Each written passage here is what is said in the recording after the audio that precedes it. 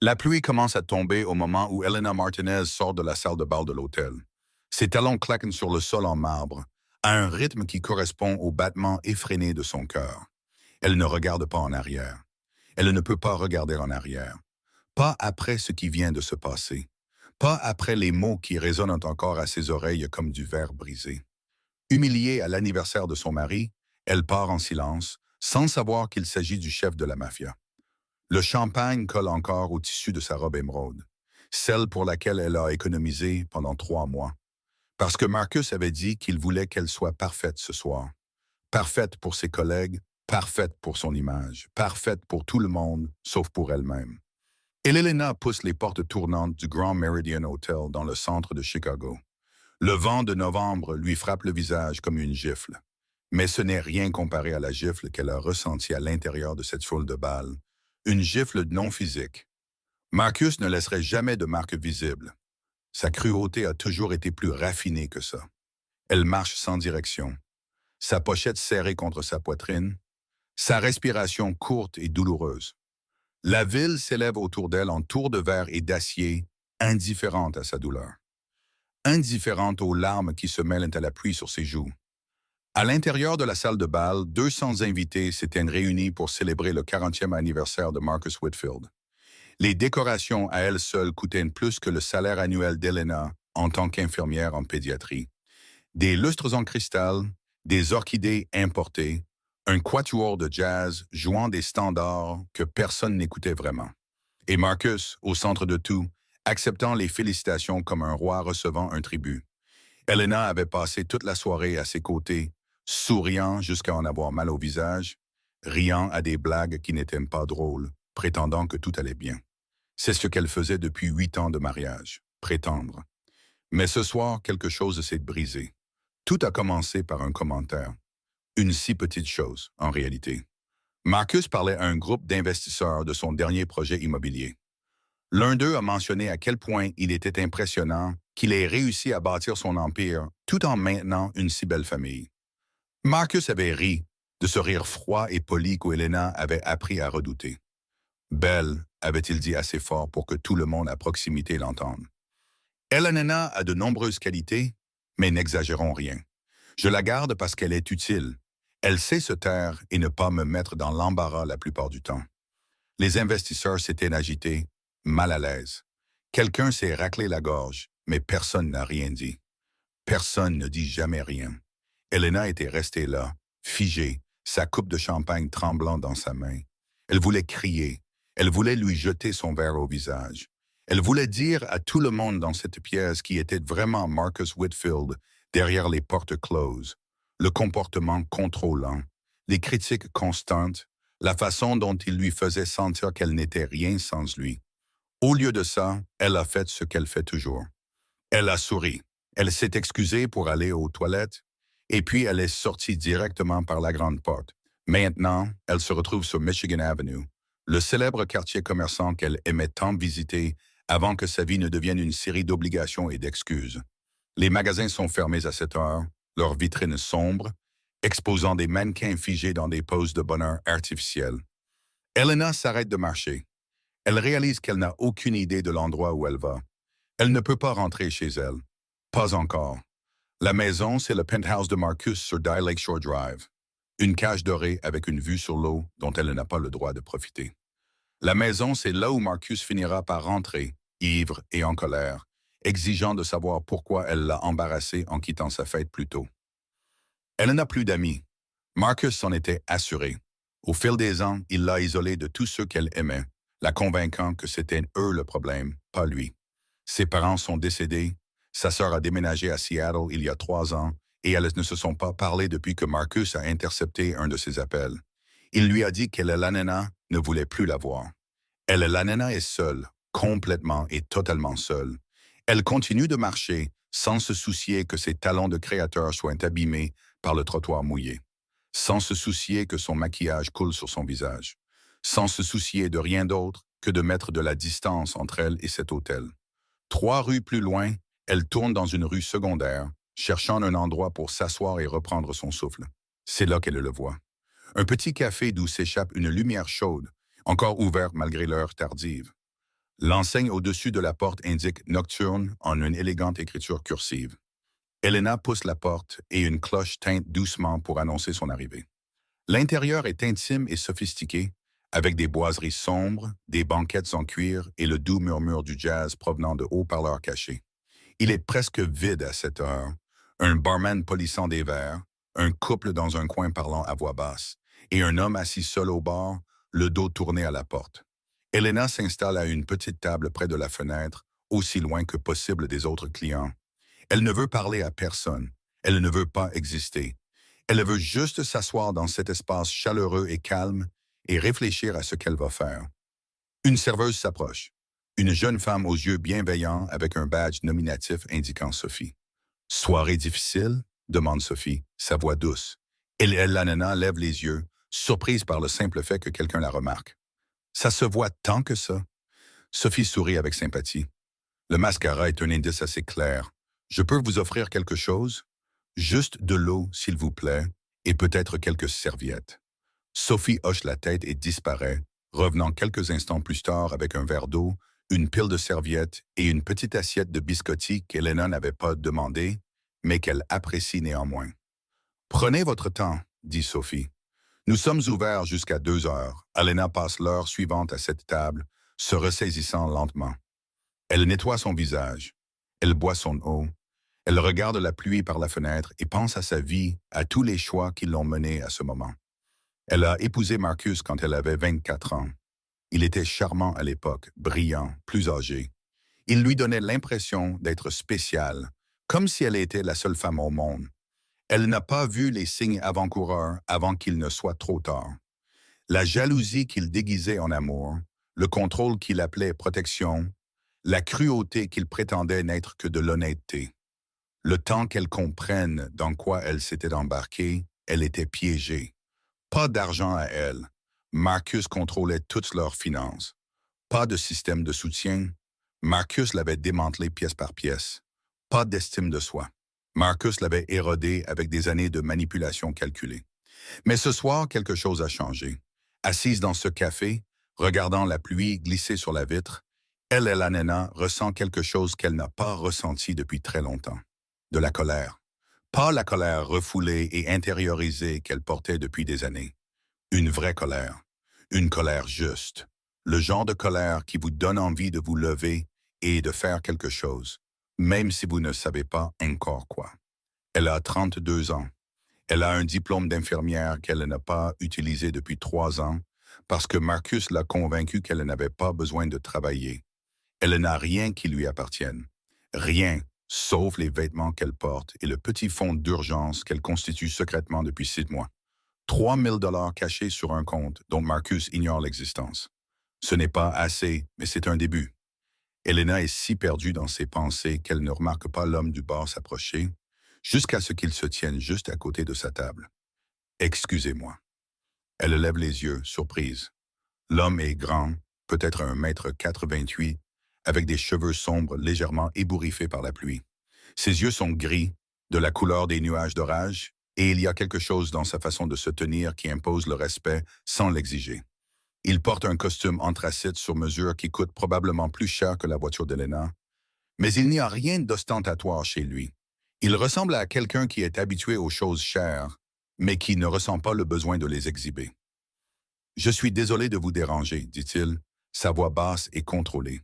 Mais j'ai remarqué que vous êtes entré seul et vous semblez contrarié.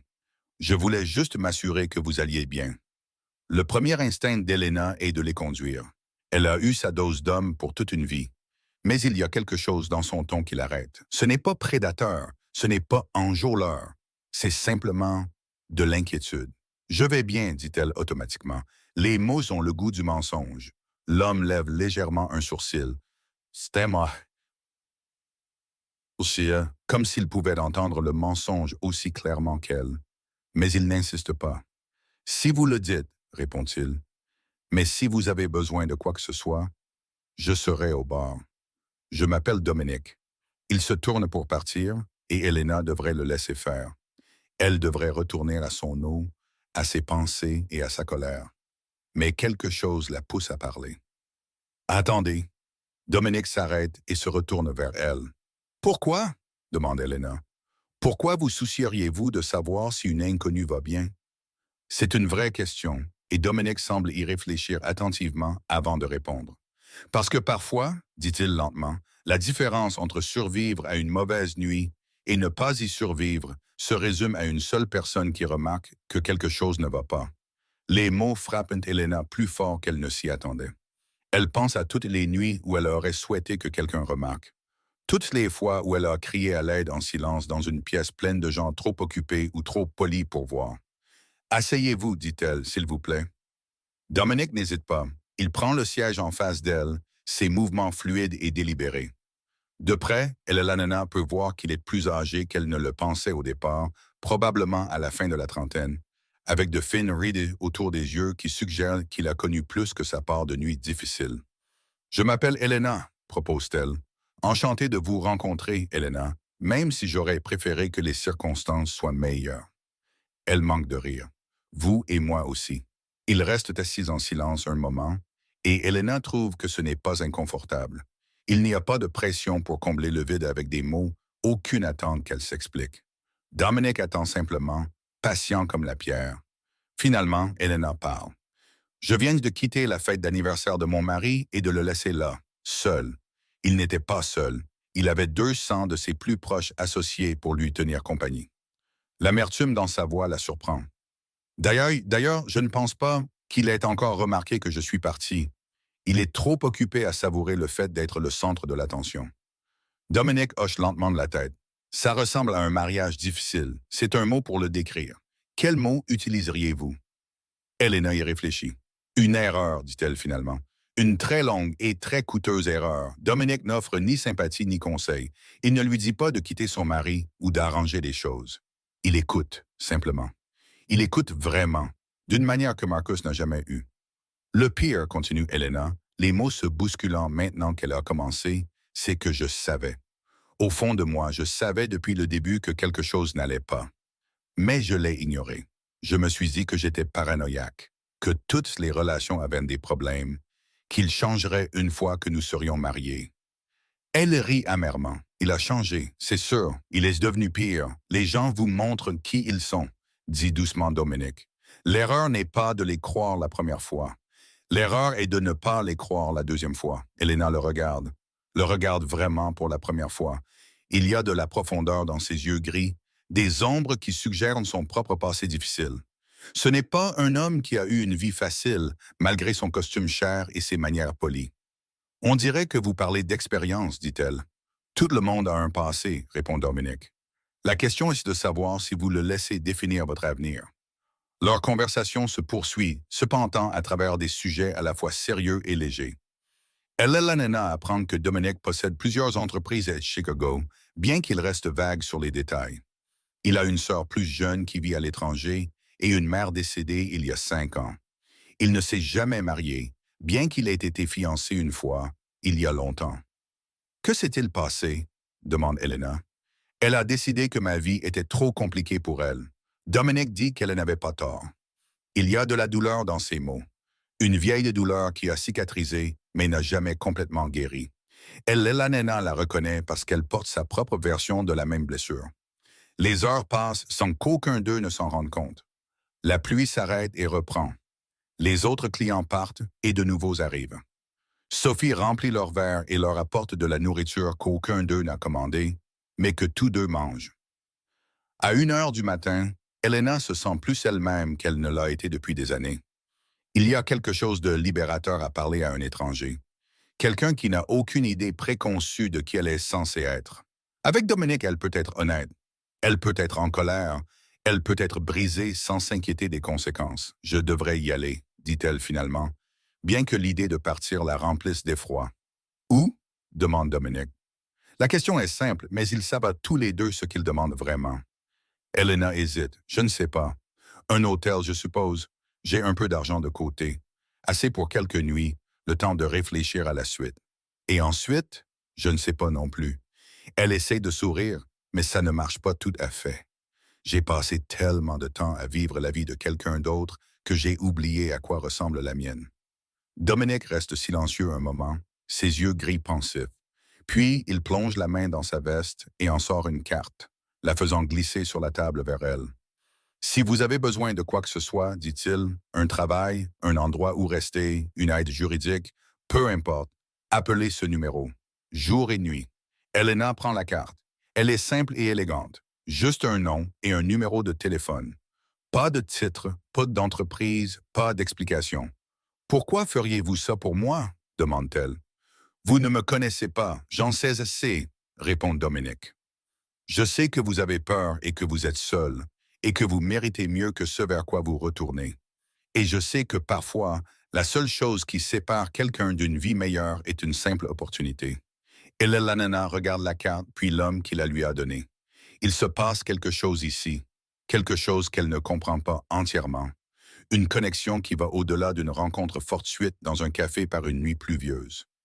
Merci, dit-elle. Les mots semblent inadéquats, mais c'est tout ce qu'elle a. Dominique se lève et boutonne sa veste. Ne me remerciez pas tout de suite. Promettez-moi juste de l'utiliser si vous en avez besoin. Je le promets. Il soutient son regard pendant un long moment, et Elena sent quelque chose passer entre eux. Pas de la romance, pas encore, mais le début de quelque chose. De la compréhension, peut-être, ou de la reconnaissance.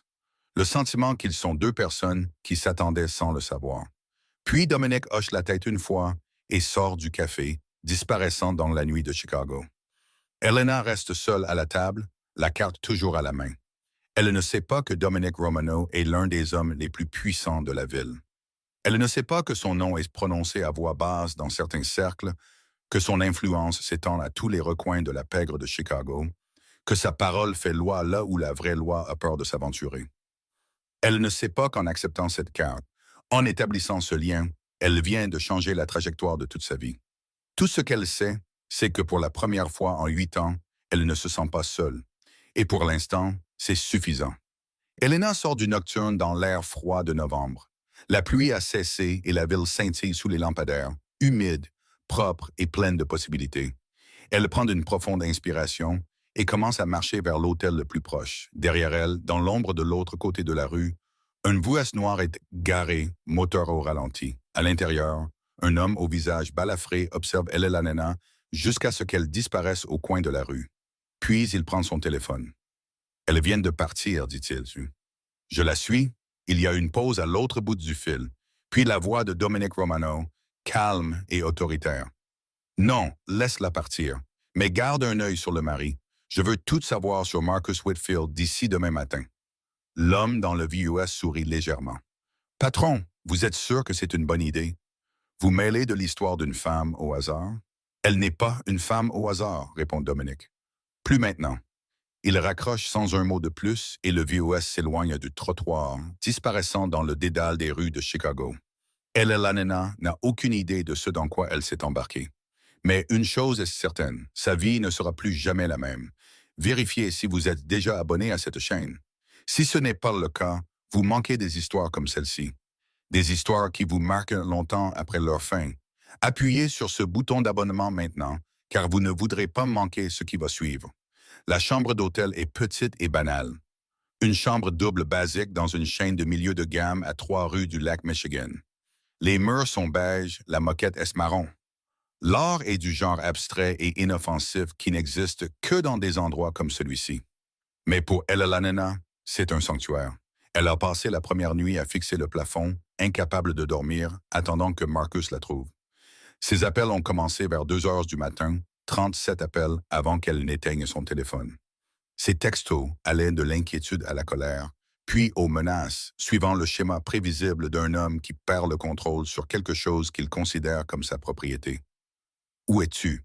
Ce n'est pas drôle, Elena. Si tu ne me réponds pas, il y aura des conséquences. Tu sais que tu ne peux pas survivre sans moi. Je suis désolé. D'accord, rentre à la maison. » Très bien. Tu verras ce qui se passe quand tu essaies de me quitter. Elena lisait chaque message avec un étrange détachement, comme s'ils étaient écrits à quelqu'un d'autre. Pour la première fois, elle les voyait clairement, non pas comme des expressions d'amour ou même de colère, mais comme des outils de manipulation soigneusement calibrés pour la maintenir à sa place. Elle n'a répondu à aucun d'entre eux. Maintenant, 2 jours plus tard, elle est assise sur le bord du lit, la carte de Dominic à la main, se demandant si elle doit l'utiliser. Elle a déjà dépensé 400 dollars pour l'hôtel, plus la nourriture, plus le nouveau téléphone qu'elle a acheté pour que Marcus ne puisse pas suivre l'ancien. À ce rythme, ses économies dureront encore une semaine, peut-être deux, si elle fait attention. Et ensuite, elle n'a pas de travail, pas de référence des 3 dernières années, pas d'appartement, pas de voiture, pas de carte de crédit à son nom. Marcus s'était assuré que chaque aspect de sa vie était lié à lui. Elle pensait autrefois que c'était romantique, la façon dont il voulait s'occuper de tout. Maintenant, elle comprend ce que c'était. Un piège. Elena regarde à nouveau la carte. Dominic Romano. Le nom ne lui dit rien, mais quelque chose chez l'homme lui-même, si. La façon dont il l'a regardé, la façon dont il a écouté, la façon dont il a offert son aide, sans rien attendre en retour. Elle prend son nouveau téléphone et compose le numéro. Il sonne 2 fois avant qu'une femme ne réponde. Romano Enterprises. Comment puis-je vous aider? Elle et la nana hésite. Je cherche Dominic. Dominic Romano. Il m'a donné ce numéro. Puis je demandais qui est à l'appareil. Elle est la nana. Elena Martinez. Il ne se souvient peut-être pas de moi, mais veuillez patienter. Il y a un clic, puis le silence. Le cœur d'Elena Nena bat la chamade dans sa poitrine pendant qu'elle attend. Soudain convaincue que c'était une erreur, qu'elle avait mal interprété la situation, que Dominique avait juste été poli et ne s'attendait pas à ce qu'elle appelle vraiment. Puis sa voix résonne dans le combiné, basse et familière. Elle est la nena. J'espérais avoir de vos nouvelles. Un soulagement l'envahit, si puissant qu'elle en a le vertige. Vous vous souvenez de moi? Bien sûr que je me souviens de vous. Il y a de la chaleur dans son ton, mais aussi autre chose. De l'inquiétude. Vous allez bien? Vous êtes en sécurité? Je suis dans un hôtel. J'ai quitté Marcus cette nuit-là après notre conversation. Je ne suis pas retourné. Bien. C'est bien. Une pause. Avez-vous mangé aujourd'hui? La question la prend au dépourvu. Quoi? Manger? Avez-vous mangé quelque chose? Et la nena essaie de se souvenir. Elle a mangé la moitié d'un sandwich hier. Peut-être un café ce matin. Je vais bien. Ce n'est pas une réponse. Elle peut presque l'entendre froncer les sourcils à travers le téléphone. Où logez-vous? Elle le lui dit, et il y a un moment de silence. J'envoie une voiture, dit Dominique. Elle sera là dans 20 minutes. Je veux que vous montiez dedans et que vous la laissiez vous emmener dans un endroit sûr. Sûr? Plus sûr que là où vous êtes maintenant. Marcus Whitfield a des relations, Elena. S'il veut vous trouver, un hôtel à votre vrai nom est le premier endroit où il cherchera. De la glace coule dans les veines d'Elena. Elle n'y avait pas pensé. Elle s'est enregistrée avec son permis de conduire, a utilisé sa carte de crédit pour garantir la chambre. Elle aurait tout aussi bien pu laisser une traînée de miettes de pain. Comment savez-vous pour les relations de Marcus? Demande-t-elle. Une autre pause plus longue cette fois. Je sais beaucoup de choses sur beaucoup de gens. Ça fait partie de mon travail. Montez dans la voiture, Elena. Je vous expliquerai tout quand vous arriverez. La ligne se coupe. Elena fixe le téléphone un long moment. Son esprit s'emballe. Tous ses instincts lui disent que c'est de la folie, que monter dans la voiture d'un inconnu et la laisser l'emmener vers un lieu inconnu est exactement le genre de chose qui finit mal. Mais une autre partie d'elle, celle qui était assise dans ce café et s'est sentie vue pour la première fois depuis des années, fait confiance à Dominic Romano. Contre toute logique, contre tout bon sens, elle lui fait confiance. Elle rassemble ses quelques affaires dans son sac et descend dans le hall pour attendre. La voiture arrive exactement 20 minutes plus tard, une berline noire élégante aux vitres teintées. Le chauffeur est un homme d'âge moyen avec un sourire poli et une attitude professionnelle. Il ouvre la portière arrière pour Elena sans un mot. « Où allons-nous? » demande-t-elle en s'installant à l'intérieur. « À la résidence de M. Romano, madame. C'est à environ 40 minutes de route. La voiture s'éloigne de l'hôtel et s'insère dans la circulation. La nana regarde la ville défiler à travers la vitre teintée, les monuments familiers du centre-ville laissant place à des quartiers résidentiels. Puis aux riches enclaves de la rive nord, les maisons deviennent plus grandes et plus élaborées, entourées de murs et de portails, et du genre d'aménagement paysager impeccable qui nécessite un personnel à plein temps pour l'entretenir. Finalement, la voiture s'engage sur une route privée et s'approche d'un portail flanqué de piliers en pierre. Le chauffeur parle dans un interphone et le portail s'ouvre silencieusement.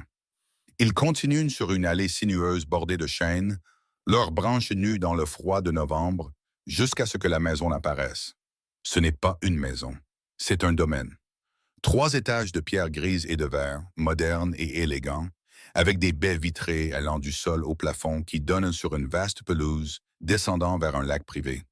L'architecture est épurée et minimaliste, rien à voir avec les demeures ostentatoires que Marcus a toujours admirées. Ce bâtiment murmure la richesse plutôt que de la crier. La voiture s'arrête à l'entrée principale et un homme en costume sombre ouvre la portière d'Elena. Il est jeune, peut-être à la fin de la vingtaine, avec des traits fins et des yeux vifs qui ne manquent en rien. Madame Martinez, je suis Vincent. Monsieur Romano m'a demandé de vous escorter à l'intérieur. Elena suit Vincent par la porte d'entrée et dans un hall qui lui coupe le souffle. Le plafond s'élève sur 2 étages, avec une sculpture abstraite massive suspendue au centre comme un éclair figé. Les sols sont en béton poli. Les murs sont couverts d'œuvres d'art qu'Elena ne reconnaît pas mais qu'elle sait instinctivement précieuses. Par ici, s'il vous plaît. Vincent la conduit à travers une série de pièces, chacune plus impressionnante que la précédente. Un salon formel avec des canapés en cuir et une cheminée assez grande pour y tenir debout. Une bibliothèque avec des murs de livres du sol au plafond. Une salle à manger avec une table pouvant accueillir 20 personnes. Finalement, ils arrivent à un ensemble de portes vitrées qui s'ouvrent sur une terrasse couverte surplombant le lac. Dominic attend là, debout près d'une balustrade, les mains dans les poches, regardant l'eau grise onduler sous le vent. Il se retourne à l'approche d'Elena et quelque chose change dans son expression.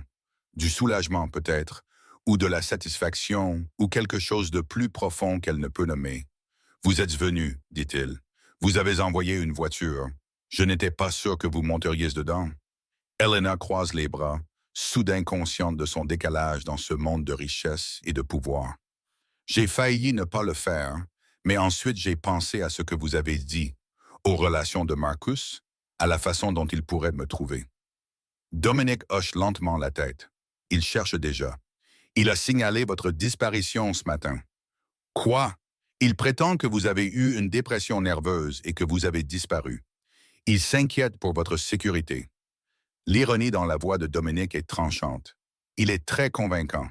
La police prend ça au sérieux. Elle aide la nana sans le sol se dérober sous ses pieds. Bien sûr, Marcus ferait quelque chose comme ça. Bien sûr, il tordrait le récit pour la faire passer pour instable, pour se faire passer pour le mari inquiet. C'est exactement le genre de manœuvre qu'il a utilisé pendant tout leur mariage. « Je ne suis pas folle, dit-elle. Je ne fais pas de dépression. Je suis juste partie. Je le sais. » Mais les autorités ne le savent pas. Et plus important encore, les avocats de Marcus ne le savent pas. S'ils vous trouvent à avant que vous n'ayez la chance de raconter votre version de l'histoire, ils pourraient vous faire interner, ou du moins vous rendre la vie très, très difficile. Les implications s'insinuent lentement. Marcus n'essaie pas seulement de la trouver. Il essaie de la détruire, de la discréditer, de s'assurer que si jamais elle essaie de le quitter publiquement, personne ne croira un mot de ce qu'elle dit. « Qu'est-ce que je dois faire ?» demande Elena, détestant le son si faible de sa voix. Dominic se tourne pour lui faire face, ses yeux gris sérieux. « Vous me laissez vous aider. Vous restez ici où mes gens peuvent vous garder en sécurité. Vous travaillez avec mes avocats pour monter un dossier de divorce dont Marcus ne pourra pas se sortir. Et vous me faites confiance quand je vous dis que d'ici la fin de cette histoire, Marcus Whitfield ne pourra plus jamais vous faire de mal. C'est beaucoup à encaisser.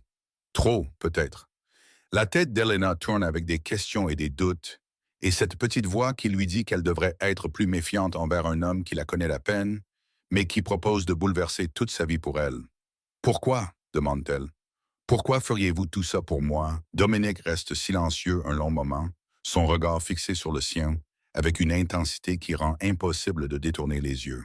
« Parce que j'ai vu ce que des hommes comme Marcus font aux personnes qu'ils prétendent aimer, » dit-il finalement. « Parce que j'ai vu ça détruire quelqu'un qui m'était cher, et j'ai juré que je ne resterais plus jamais les bras croisés si j'avais le pouvoir de l'empêcher. » Il fait une pause. « Et parce que vous êtes entré dans ce café avec l'air d'avoir été abattu par le monde, et que vous aviez encore assez de combativité dans les yeux pour continuer. Ça veut dire quelque chose. » Elena ne sait pas quoi dire. Personne ne lui a jamais parlé comme ça, avec autant de conviction, autant de certitude. C'est terrifiant et exaltant à la fois. D'accord, dit-elle enfin. Je resterai pour l'instant.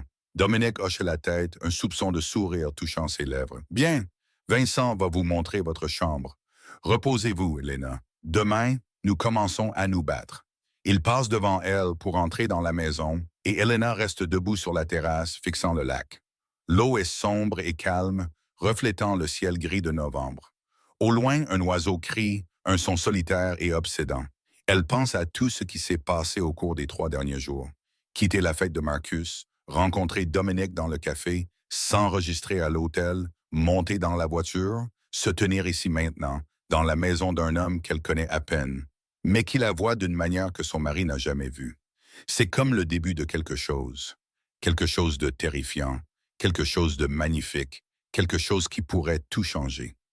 Elle et Lanena prennent une profonde inspiration et suit Vincent dans la maison. 3 semaines passent. Elle et Lanena s'installent dans la vie au domaine de Dominique avec une facilité surprenante, bien que installée ne soit peut-être pas le mot juste. Rien dans sa situation ne semble stable. Chaque matin, elle se réveille dans cette spacieuse chambre d'amis au 2e étage, avec sa vue sur le lac et ses draps blancs impeccables, et passe quelques secondes à se souvenir où elle est et comment elle est arrivée là. Puis, la réalité la rattrape et elle se force à sortir du lit pour affronter une nouvelle journée. La maison est gérée par une petite armée de personnes dont Helena commence seulement à comprendre les fonctions. Il y a Madame Chen, la gouvernante, une femme redoutable d'une 60aine d'années, qui dirige les opérations domestiques avec une précision militaire. Il y a Carlos, le cuisinier, un homme jovial du Mexique qui insiste pour nourrir Helena 3 fois par jour, qu'elle ait faim ou non. Il y a Vincent qui semble être une sorte d'assistant ou de garde du corps pour Dominique, toujours à proximité mais jamais intrusif. Et puis, il y a Dominique lui-même.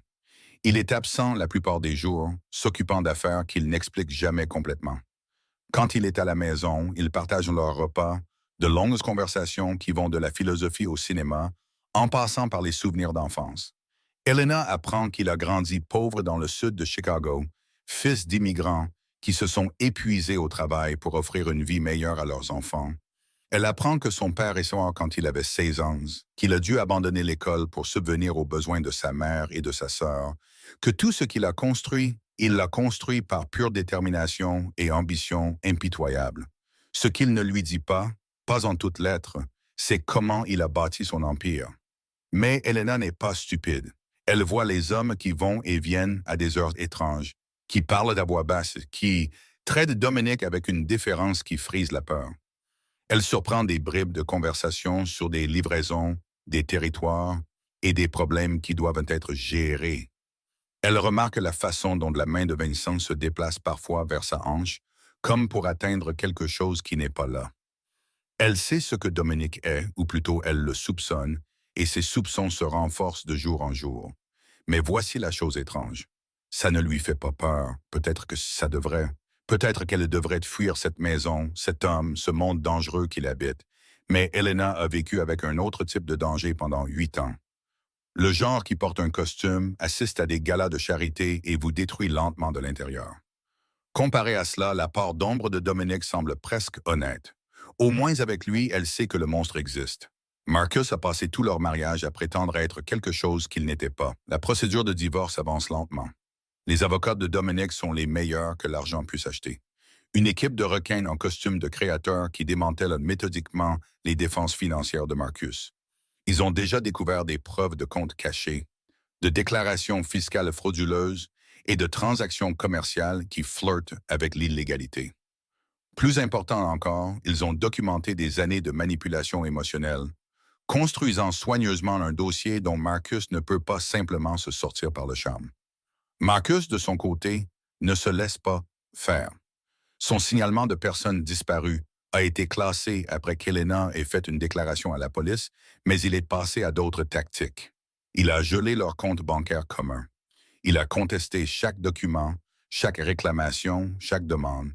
Il a donné des interviews aux médias locaux, se présentant comme un mari dévoué dont la femme l'a abandonné sans explication. L'opinion publique se retourne contre Helena et elle ne peut rien y faire, sauf attendre. C'est pendant l'une de ces périodes d'attente un mardi après-midi de début décembre, qu'Elena découvre quelque chose sur la maison de Dominic qui change tout. Elle explore ce qu'elle a pris l'habitude de faire lorsque les murs semblent se refermer sur elle. Le domaine est si vaste qu'elle trouve encore de nouvelles pièces, de nouveaux couloirs, de nouveaux secrets. Aujourd'hui, elle s'est aventurée dans l'aile ouest, une zone qu'elle n'avait pas encore visitée. Le couloir escame, bordé de portes pour la plupart fermées, menant à des chambres d'amis, des espaces de rangement et d'autres fins mystérieuses. Au bout du couloir, une porte est légèrement entr'ouverte. La lumière qui filtre par l'interstice attire l'attention d'Elena. Elle devrait faire demi-tour. Elle le sait, mais la curiosité a toujours été sa faiblesse, la partie d'elle qui lui cause des ennuis. Elle pousse la porte et entre. C'est une chambre, plus petite que la sienne, mais non moins élégante. Les murs sont peints d'un rose tendre et les meubles sont à plus petite échelle, dimensionnés pour un enfant. Il y a des peluches sur le lit, des livres sur les étagères, des dessins épinglés sur un tableau de liège au-dessus d'un petit bureau. Et au centre de la pièce, assise en tailleur sur le sol avec un carnet de croquis sur les genoux, se trouve une petite fille. Elle lève les yeux quand Elena entre, ses yeux sombres, grands ouverts de surprise. Elle a peut-être 7 ou 8 ans, avec des cheveux noirs bouclés attachés en deux couettes et un visage qui est étonnamment familier. Ses yeux, cette mâchoire, c'était l'impression de curiosité méfiante. Elle ressemble à Dominic. « Qui es-tu » demande la fille. Sa voix est ferme, sans peur. Elle a le sang-froid de son père, pense Elena. Et puis, son père. « Je m'appelle Elena, dit-elle en s'agenouillant pour être à son niveau. Je reste ici pour un petit moment. Comment t'appelles-tu, Sophia? La fille l'étudie avec une intensité déconcertante pour quelqu'un de si jeune. Tu es la petite amie de mon papa? Elena sent son visage rougir. Non, je suis juste une amie. Ton papa m'aide avec quelque chose. Sophia hoche la tête, apparemment satisfaite de cette explication. Papa aide beaucoup de gens. C'est son travail. Vraiment? C'est ce qu'il dit. Sophia retourne son attention sur son carnet de croquis, congédiant Elena aussi efficacement que n'importe quel adulte. Je dessine le lac. Tu veux voir? Elena s'approche et regarde le dessin. Il est étonnamment bon pour une enfant de son âge, montrant un réel sens de la composition et de la couleur. Le lac s'étend sur la page, gris, bleu et argent, avec des arbres nus tendant leurs branches vers un ciel nuageux. C'est magnifique, dit Elena, et elle le pense. Merci. Sophia ajoute un autre trait de bleu avec soin. J'aime dessiner quand je suis triste. Ça me fait me sentir mieux. Pourquoi es-tu triste? La question s'échappe avant qu'Elena ne puisse l'arrêter, et elle regrette immédiatement d'avoir demandé. Mais Sophia hausse simplement les épaules, comme si la tristesse était aussi normale que de respirer. Ma maman est partie, dit-elle simplement. Il y a longtemps. Parfois, elle me manque encore. Le cœur d'Elena se fend. Elle connaît ce sentiment, cette absence qui ne s'estompe jamais tout à fait, ce désir de quelqu'un qui n'est plus là. Elle l'a ressenti à la mort de sa propre mère. Et encore, quand Marcus l'a systématiquement coupée de tous ceux qu'elle a aimés. « Je suis désolée, dit Elena.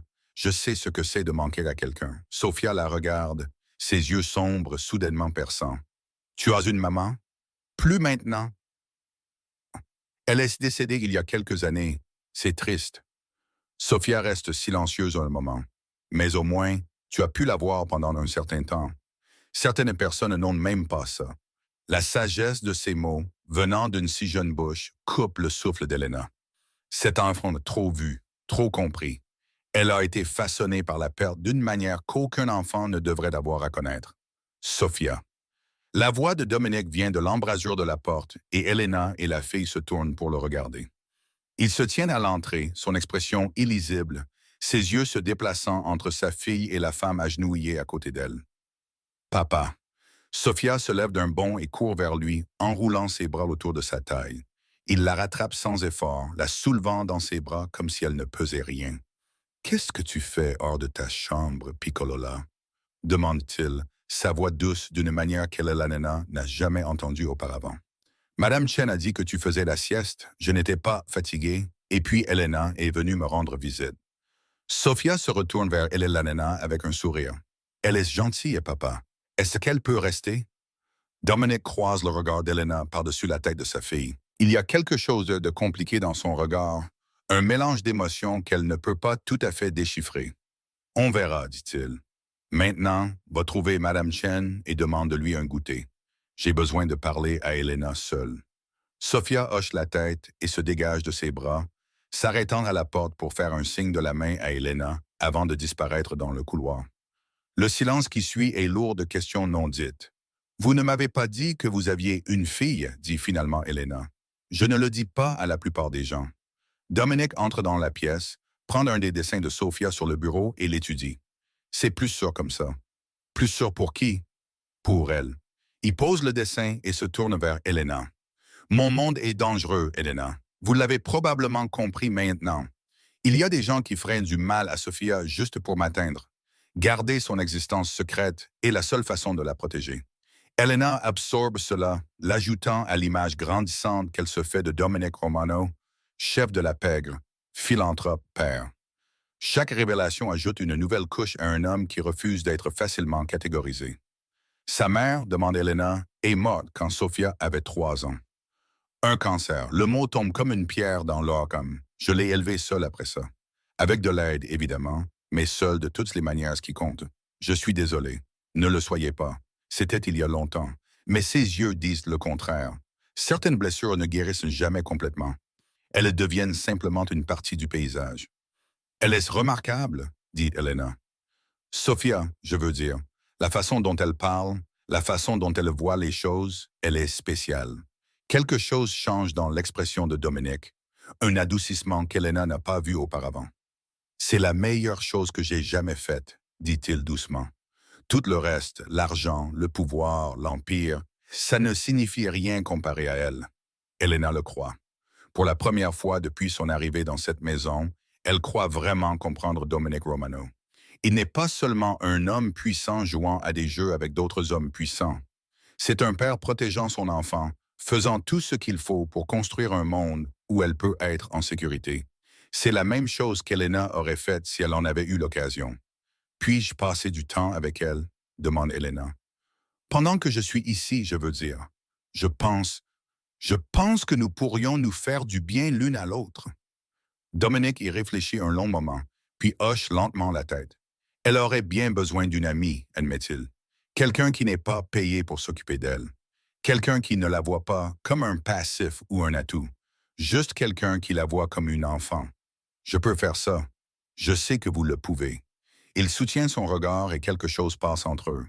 Une reconnaissance, une compréhension, une connexion qui va au-delà des mots. C'est pourquoi je dis oui. À partir de ce jour, Elena et Sophia deviennent inséparables. Elles dessinent ensemble, lisent ensemble, regardent des films ensemble, construisent des forts de couverture élaborés dans le salon, que Madame Chen fait semblant de désapprouver, mais photographie secrètement. Sophia enseigne à Elena ses livres et émissions préférées, tandis qu'Elena lui raconte des histoires sur son travail à l'hôpital, sur les bébés qu'elle a aidés à mettre au monde, sur les familles qu'elle a vues grandir. Et lentement, presque imperceptiblement, quelque chose change dans la maison. L'atmosphère s'allège. Des rires résonnent dans des couloirs qui ont été trop silencieux pendant trop longtemps. Même Dominic, qui passe la plupart de ses journées à régler des problèmes qu'Elena ne peut imaginer, semble différent. Plus détendu, plus présent, plus humain. Un soir, alors qu'Elena borde Sophia après lui avoir lu une histoire, la petite fille lui prend la main et la serre fort. « Elena, oui, ma chérie, tu vas rester pour toujours? » Je veux dire, la question transperce le cœur d'Elena comme une flèche. Elle ne sait pas comment répondre. Son divorce est toujours en cours. Son avenir est toujours incertain. Elle ne sait même pas à quoi ressemblerait pour toujours dans une situation comme celle-ci. Mais elle regarde le visage plein d'espoir de Sophia et elle sait ce qu'elle veut dire. « Je vais rester aussi longtemps que je le pourrai, promet-elle. Et quoi qu'il arrive, je serai toujours ton amie. » D'accord. Sophia hoche la tête, satisfaite. D'accord. Elle ferme les yeux et s'endort dans quelques minutes, laissant Elena assise à côté de son lit dans la douce lueur de la veilleuse. Elena la regarde respirer. Cet enfant qui a tant perdu et qui aime si férocement. Et elle sent quelque chose bouger dans sa propre poitrine. Ce n'est pas seulement de l'amitié qu'elle ressent pour Sophia. C'est quelque chose de plus profond, quelque chose de maternel, quelque chose qui était en sommeil en elle depuis des années, attendant une chance de s'épanouir. Elle n'entend pas Dominic entrer dans la pièce, ne sait pas qu'il est là jusqu'à ce qu'il parle. Elle t'adore, dit-il doucement, Enid Martin. Elle et la nana se retournent pour le trouver debout dans l'embrasure de la porte, les regardant avec une expression qui fait accélérer son pouls. Je l'aime aussi, admet-elle. Je ne m'y attendais pas, mais c'est le cas. Dominic s'approche pour se tenir à côté d'elle, regardant sa fille endormie. Dans la pénombre, son visage est plus doux, plus jeune, dépouillé de l'armure qu'il porte dans sa vie quotidienne. Elle ne s'est attachée à personne comme ça depuis la mort de sa mère, dit-il. Je commençais à craindre qu'elle ne le ferait jamais. Elle avait juste besoin que quelqu'un la voie, dit Elena. La voie vraiment, pas comme une responsabilité ou une complication, juste comme elle-même. Dominic se tourne pour la regarder et soudain, ils sont très proches. Assez proches pour qu'elle puisse voir les éclats d'argent dans ses yeux gris. Assez proches pour sentir la chaleur qui émane de son corps. Quelqu'un comme vous, dit-il. Quelqu'un comme moi. L'air entre eux change, chargé de quelque chose qu'aucun d'eux n'a reconnu jusqu'à présent. Le cœur d'Elena martèle dans sa poitrine et elle est extrêmement consciente de chaque centimètre d'espace entre eux, ou plutôt de son absence. Avant de continuer cette histoire, je veux vous faire une pause et vous demander quelque chose. Si ce moment fait battre votre cœur plus vite, si vous ressentez ce qu'Elena ressent en ce moment, alors laissez un commentaire ci-dessous avec les mots « Je crois aux secondes chances ». Faites-moi savoir que vous êtes là. Faites-moi savoir que vous ressentez cette histoire comme je l'ai ressentie en l'écrivant. Le moment s'étire entre eux, fragile et électrique. Puis Dominic fait un pas en arrière, rompant le charme. « Reposez-vous, dit-il, sa voix légèrement plus rauque qu'avant. Nous avons une journée chargée demain. » Il part sans un mot de plus, et Elena reste seule dans le silence de la chambre de Sophia, son cœur battant toujours la chamade, son esprit tourbillonnant de possibilités. Quelque chose est en train de changer entre eux, quelque chose qui ne peut plus être ignoré. Et pour la première fois depuis très longtemps, Elena n'a pas peur de ce qui va suivre. Noël arrive au domaine Romano comme un invité inattendu. Elena ne s'attendait pas à être encore là pour les fêtes. Mais la procédure de divorce a rencontré un nouvel obstacle. Cette fois, il s'agit de litiges immobiliers que Marcus conteste avec une méchanceté particulière. Les avocats l'assurent qu'ils l'emporteront, que les preuves sont de son côté, que ce n'est qu'une question de temps. Mais le temps passe lentement quand toute votre vie est en suspens.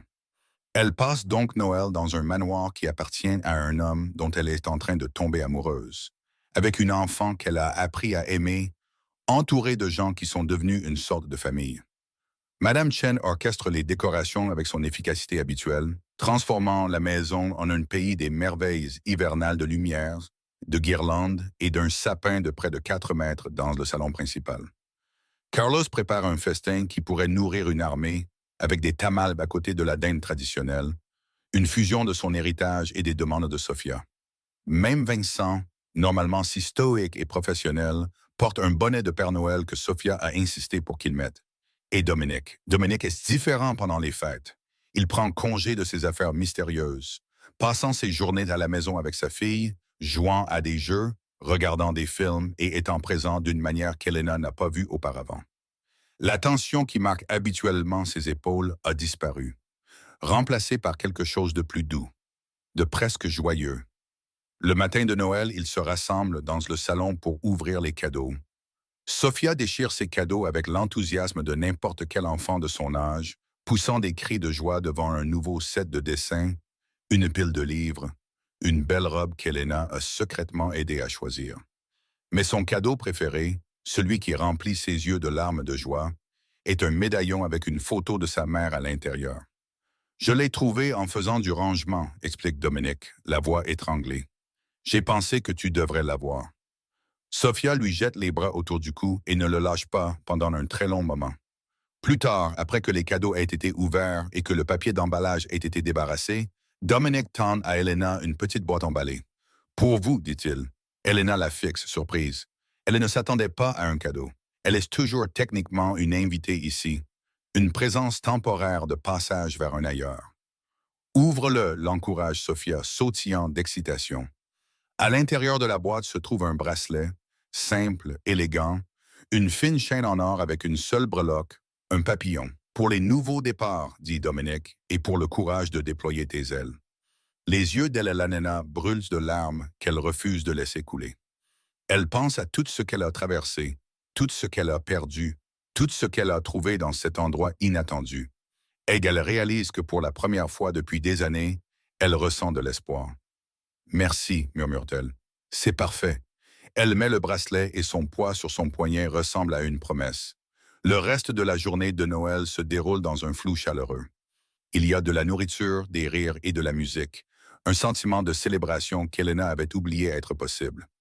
Elle regarde Dominique jouer avec sa fille, le regarde se détendre, sourire et être présent, et elle sent quelque chose grandir dans sa poitrine qu'elle n'ose pas nommer.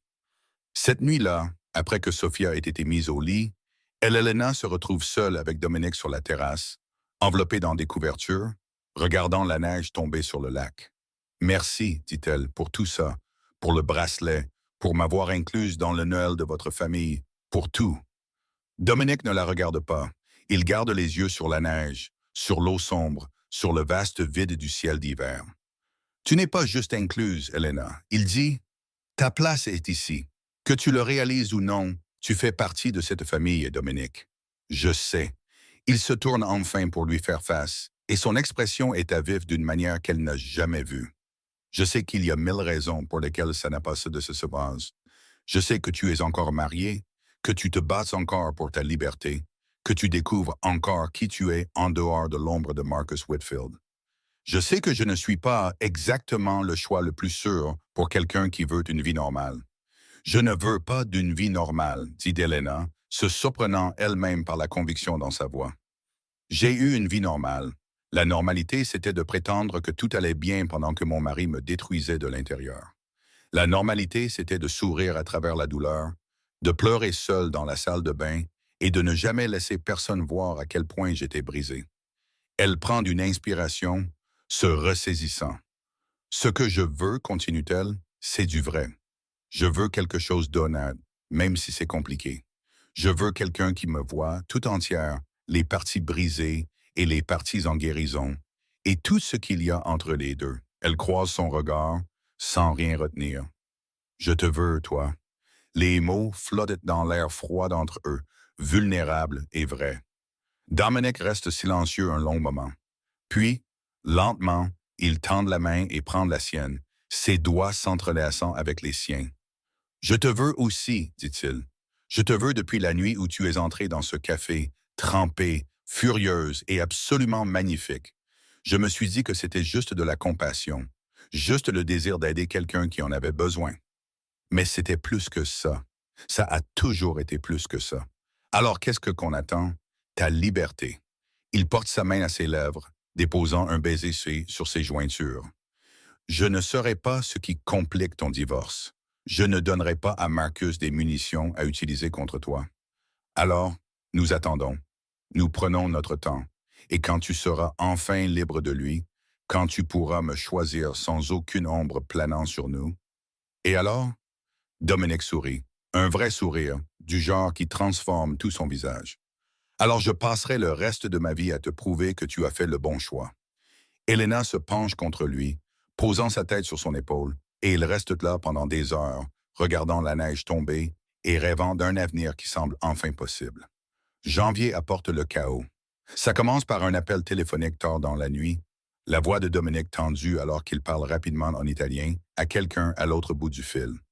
Elena observe depuis l'embrasure de son bureau, incapable de comprendre les mots, mais lisant le danger dans sa posture. Quand il raccroche, son visage est pâle. « Qu'est-ce qui s'est passé? » demande-t-elle. « Marcus, » dit Dominique, le nom sonnant comme une malédiction. « Il a fait des recherches.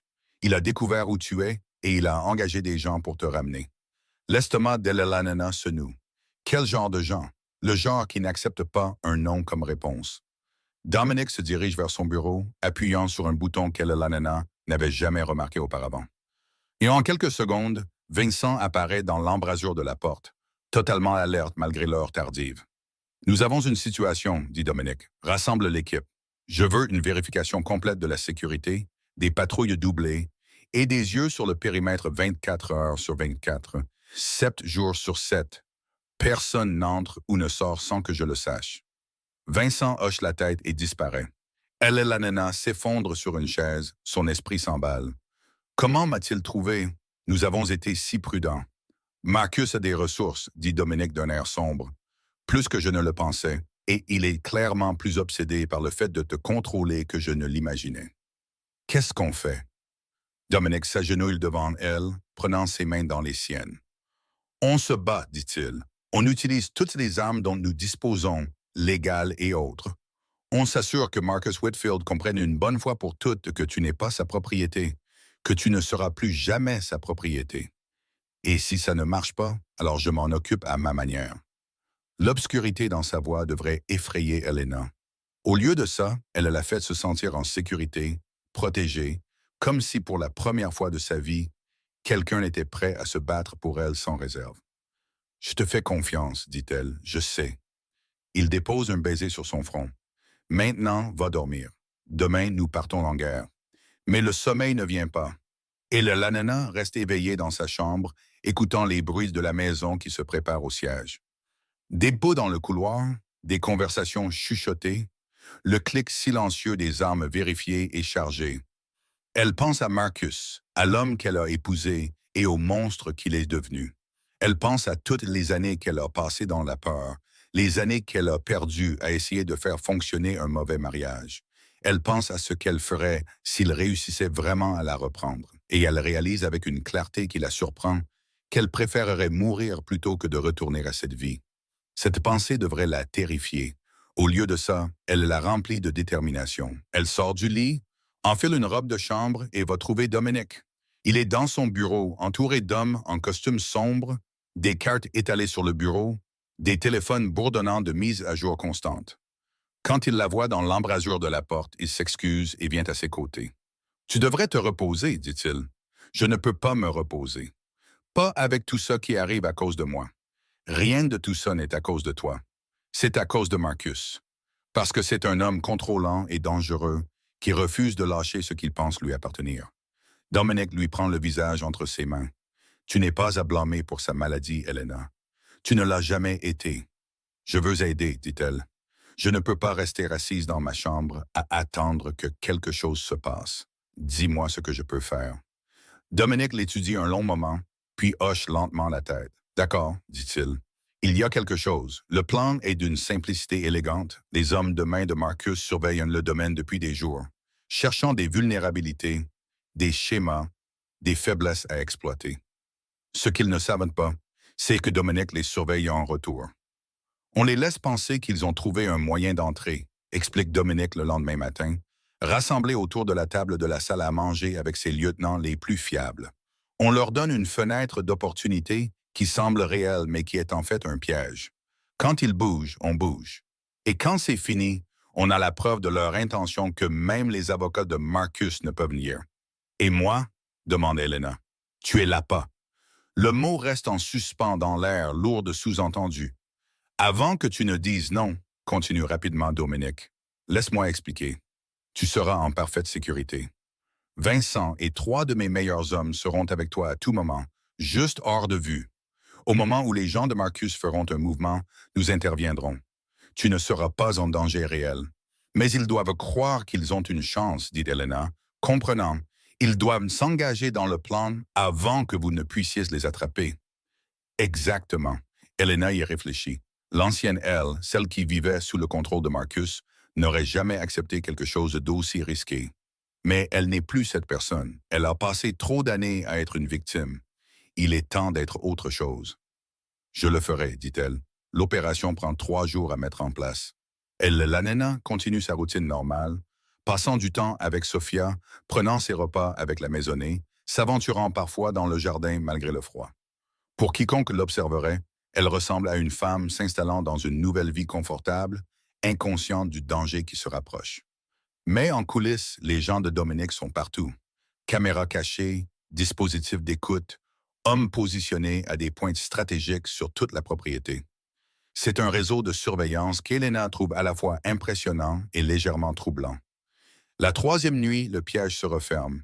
Elena est dans la bibliothèque, lisant Près du feu, quand elle entend le faible bruit de verre brisé quelque part dans la maison. Son cœur bondit dans sa gorge, mais elle se force à rester calme, à continuer de lire, à paraître inconsciente. Des pas s'approchent. La porte de la bibliothèque s'ouvre. Deux hommes entrent, vêtus de noir, le visage couvert de masques de ski. Ils se déplacent avec une efficacité professionnelle clairement expérimentée dans ce genre de travail. Madame Whitfield dit l'un d'eux, « Votre mari veut que vous rentriez à la maison. » Elena pose son livre avec des mains stables. « Mon nom est Martinez et je n'irai nulle part avec vous. » Les hommes échangent un regard. L'un d'eux sort une seringue. « On peut faire ça à la manière douce ou à la manière forte, dit-il. C'est vous qui choisissez. » Elena ouvre la bouche pour répondre, mais avant qu'elle ne puisse parler, la bibliothèque explose dans le chaos. Vincent apparaît derrière un panneau caché dans le mur, se déplaçant avec une précision mortelle. Deux autres hommes de Dominique se fracassent à travers les fenêtres. Les intrus masqués ont à peine le temps de réagir avant d'être maîtrisés, cloués au sol, leurs armes retirées. C'est fini en moins de 30 secondes. Dominique apparaît dans l'embrasure de la porte, son expression froide comme l'hiver. « Emmenez-les à l'entrepôt, ordonne-t-il. Je veux tout savoir. Qui les a engagés? Comment sont-ils entrés? Quels étaient leurs ordres? » Les hommes sont emmenés de force. Et puis, il ne reste plus qu'Elena et Dominique, seuls dans la bibliothèque avec le verre brisé et la tension persistante. « Tu vas bien? » demande-t-il en s'approchant d'elle. « Je vais bien. » La voix d'Elena tremble légèrement, l'adrénaline la rattrapant enfin. C'était intense. « Je sais. Je suis désolé que tu aies dû participer à ça. » Ne le sois pas. Elle croise son regard et, malgré tout, elle parvient à sourire. « Je t'ai dit que je voulais aider. » Voilà à quoi ressemble l'aide. Dominique la prend dans ses bras et Elena se laisse faire, laissant la peur et la tension s'estomper, remplacées par la chaleur solide de son étreinte. « C'est presque fini, » murmure-t-il dans ses cheveux. « Encore un effort et Marcus ne pourra plus jamais te toucher. Comment peux-tu en être si sûr? Parce que les hommes que nous avons attrapés vont chanter comme des canaris une fois que mes gens leur auront parlé. Et parce que j'ai un ami au bureau du procureur fédéral qui cherche une raison d'enquêter sur Marcus Whitfield depuis des années. » Dominique recule, ses mains sur ses épaules, ses yeux gris brûlants de conviction. « D'ici la semaine prochaine, ton mari sera accusé de complot, de harcèlement et de tentative d'enlèvement. Son empire va s'effondrer et il ne pourrait rien faire pour l'arrêter. » Elena veut le croire. Elle le veut si fort qu'elle peut le goûter. « Et s'il trouve un moyen de s'en sortir, demande-t-elle, si ses avocats parviennent à retourner la situation comme ils le font toujours? » Ils ne le feront pas. La voix de Dominique est d'acier. Je ne les laisserai pas faire. Les jours suivants sont un tourbillon de manœuvres juridiques et de stratégies minutieuses. Les avocats de Dominique travaillent jour et nuit, en coordination avec le procureur fédéral, construisant un dossier dont même Marcus ne peut se défaire. Les hommes qui ont tenté d'enlever Elena fournissent des témoignages détaillés, nommant Marcus comme le cerveau et décrivant le paiement qu'ils ont reçu, les instructions qui leur ont été données, la violence qu'ils étaient autorisés à utiliser. Les preuves sont accablantes. Un jeudi matin gris, Marcus Whitfield est arrêté à son bureau du centre de Chicago, escorté devant les caméras, à la vue de tous les associés qu'il a passé sa vie à essayer d'impressionner. Les images passent sur toutes les chaînes d'information locales et Elena les regarde depuis la sécurité du bureau de Dominique, ressentant quelque chose qu'elle pensait ne plus jamais ressentir. La liberté. Le divorce est finalisé 2 semaines plus tard. Elena sort du palais de justice, une femme célibataire, son bracelet scintillant au soleil d'hiver, son avenir s'étendant devant elle comme une route ouverte. Dominique l'attend sur les marches. « Comment te sens-tu? » demande-t-il.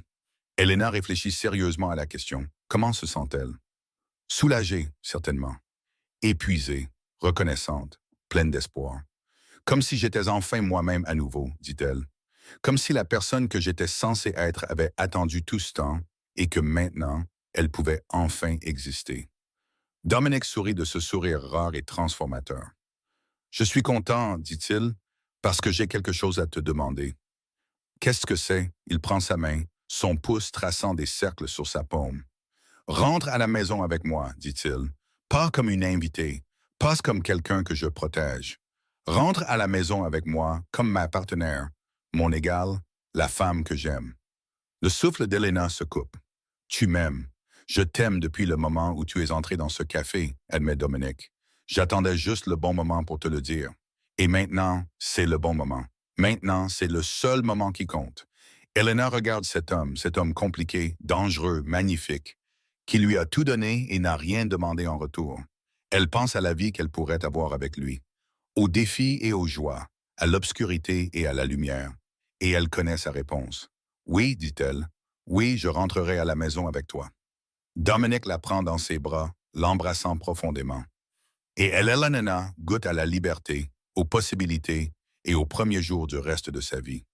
6 mois plus tard, le printemps a transformé le domaine Romano en un jardin de renouveau. Les arbres qui étaient nus à l'arrivée d'Elena sont maintenant lourds de feuilles vertes, leurs branches se balançant dans la brise chaude. Le lac s'étile sous un ciel bleu clair, reflétant la lumière comme des diamants dispersés. L'air sent les fleurs fraîches, l'herbe coupée et quelque chose d'indéfinissablement plein d'espoir. Elena se tient sur la terrasse, regardant la vue qui est devenue si familière, si aimée. Elle porte une simple robe blanche, ses cheveux lâches sur ses épaules, le bracelet papillon de Dominique à son poignet.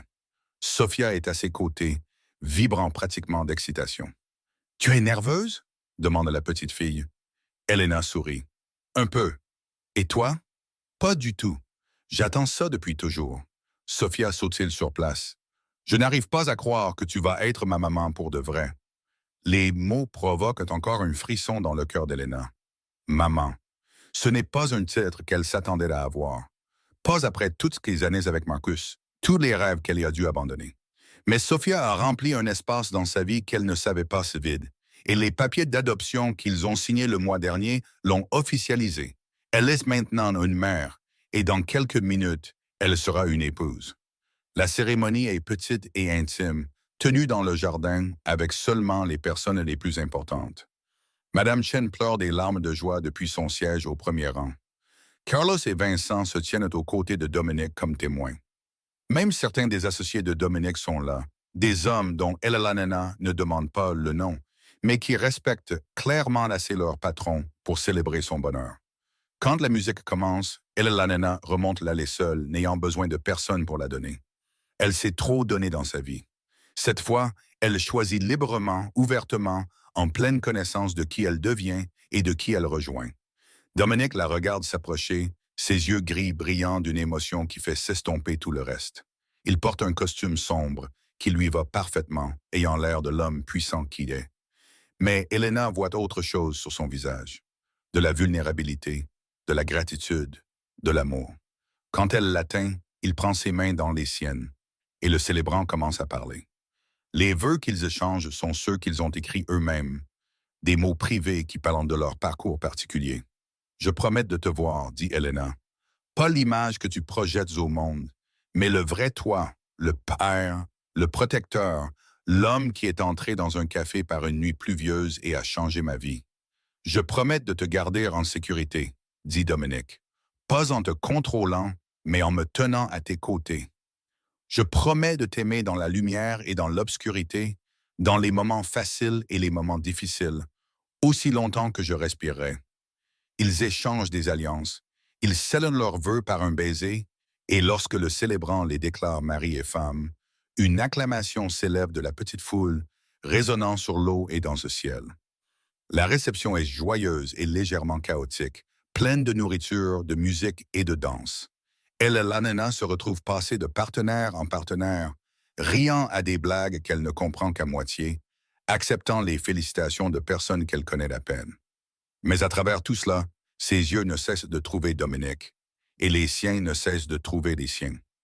Tard dans la soirée, alors que les invités ont commencé à partir, Elena s'éclipse dehors pour reprendre son souffle. Elle marche jusqu'au bord du lac, laissant l'eau fraîche caresser ses pieds nus, regardant la lune se lever sur les arbres. Des pas derrière elle. Elle n'a pas besoin de se retourner pour savoir de qui il s'agit. « Tu t'enfuis déjà », la taquine Dominique, enroulant ses bras autour d'elle par derrière. Jamais. Elena se penche en arrière dans son étreinte juste pour prendre un moment pour me souvenir. Te souvenir de quoi? De qui j'étais quand je suis arrivé ici, brisée, effrayée, seule. Elle se tourne dans ses bras, levant les yeux vers son visage bien-aimé. Et de qui je suis maintenant? Qui es-tu maintenant? Elena sourit, la réponse venant facilement pour la première fois de sa vie. Je suis à la maison, dit-elle. Je suis enfin à la maison. Dominique l'embrasse sur le front, sur les joues, sur les lèvres. Bienvenue à la maison, Madame Romano. Ils se tiennent ensemble au bord du lac. Deux personnes qui se sont trouvées contre toute attente, qui ont construit quelque chose de beau sur les ruines de leur passé. L'eau reflète la lune, les étoiles et les lumières de la maison, créant un miroir de possibilités infinies. Derrière eux, dans la maison, Sophia colle son visage à la fenêtre, regardant ses parents avec un sourire sans aucune ombre. Et au loin, la ville de Chicago scintille à l'horizon, pleine d'obscurité et de lumière, de danger et de beauté, de fin et de commencement. Elena pense à tout ce qui l'a menée à ce moment. Les années de douleur, la nuit où elle est partie, l'étranger dans le café qui s'est avéré être son destin. Elle pense à toutes les façons dont son histoire aurait pu se terminer différemment, à tous les chemins qu'elle n'a pas pris. Et elle est reconnaissante. Reconnaissante pour le courage de partir, reconnaissante pour la chance de guérir, reconnaissante pour la famille qu'elle a trouvée dans l'endroit le plus inattendu. Certaines histoires se terminent en tragédie. Mais celle-ci, contre toute attente, se termine par quelque chose de mieux. Celle-ci se termine par l'amour. Si vous avez regardé jusqu'ici, c'est que cette histoire vous a plu. Laissez un commentaire disant « J'ai regardé jusqu'ici » pour que je puisse vous connaître et voir qui apprécie vraiment les histoires ici sur la chaîne. Et si cette histoire a touché votre cœur comme elle a touché le mien, s'il vous plaît, appuyez sur le bouton « J'aime » et partagez-la avec quelqu'un qui a besoin d'entendre que les secondes chances sont réelles. Merci d'être là, merci de croire en ces histoires et merci de me rappeler pourquoi je les raconte. Vérifiez si vous êtes déjà abonné à cette chaîne, car il y a d'autres histoires comme celle-ci qui vous attendent. Des histoires de courage, d'amour, de personnes qui refusent d'abandonner même quand le monde leur donne toutes les raisons de le faire. Appuyez sur le bouton d'abonnement, activez la cloche de notification et je vous retrouve dans la prochaine vidéo.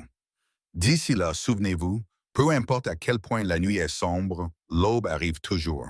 Ce n'est pas juste une histoire, c'est une promesse et ici nous tenons nos promesses. Et nous,